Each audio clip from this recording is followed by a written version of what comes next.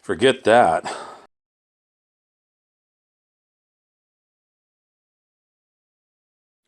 Howdy ho, Arkansas Pilgrim here again. Yeah, got the sunlight, so I should have plenty of light, probably too much.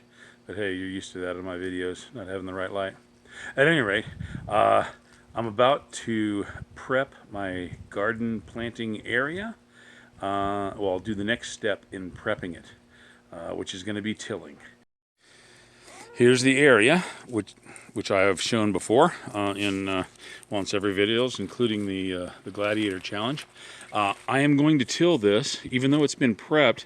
A lot of people don't like to till.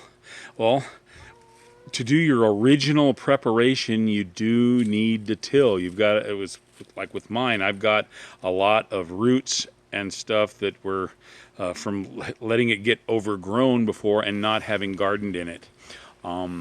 Even though I tilled it before, it was so bad that I actually ended up with a lot of residual roots still left. So I am not going to deep till it because I don't want to pull up unamended soil.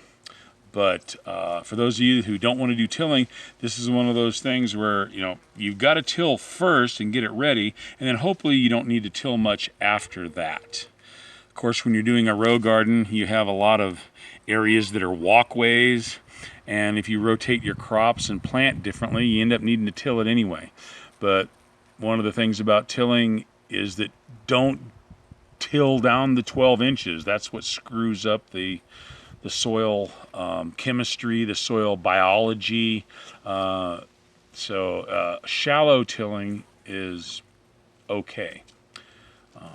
Anyway, but that's what I'm gonna start doing, so I can get ready to transplant my the things I have growing right now are cabbages and tomatoes. The cabbages will be ready before the tomatoes, and the tomatoes need to go out later anyway. You know, they're warm weather plants. So, all right, there we go.